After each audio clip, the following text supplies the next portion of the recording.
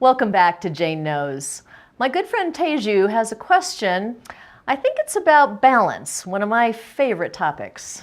That's right, Jane. Thanks again for having me.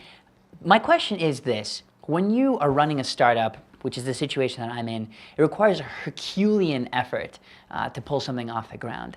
And it's a time where you're spending 9 to 5 meeting with everybody that you possibly can, and then you're spending the other 9 to 5, 9 p.m. to 5 a.m., perhaps following up, writing proposals, researching opportunities for investment, these sorts of things. So I seek balance in my life, and at the same time, I'm concerned that it's going to affect my performance at work negatively and affect my ability to achieve my work-related dreams. So what's your view on how balance affects your performance at work?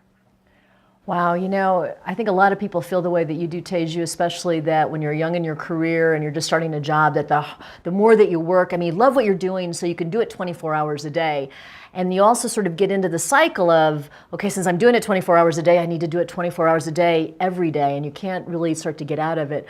In my experience, balance is the thing that will keep you going longer.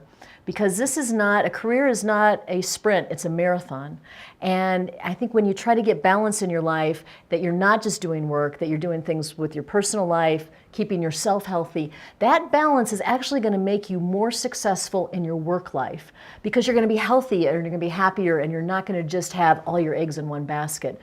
In my career at one time, I was a workaholic. And I spent so much time at my job that I actually ended up getting divorced. And because I had totally lost the perspective of that life isn't just about work. So I think if you really try to get the right balance, I think it actually feeds your work life versus taking away from it. It makes a lot of sense, and I think I really appreciate the personal story. One remaining question I have is, how do we know that balance matters when it comes to your productivity? How do we know that balance is not only going to help your personal life maintain those relationships, but also help you get that company off the ground, or raise that investment, or lock up that partnership, or whatever your challenge is? How do we know that?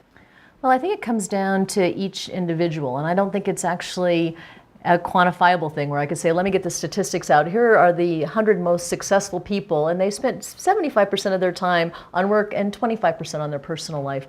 I think it really comes down to you and how do you feel at the end of the day. And if you love working 24 hours a day and it fuels you, and that's where your passion is at, there's nothing wrong with that.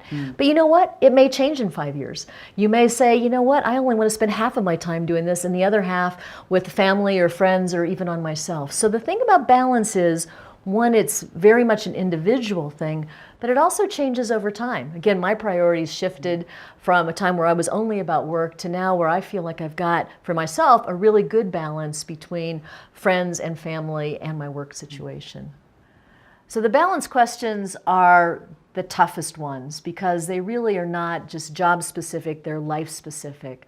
So let's get more into balance questions by going to janeknows.com.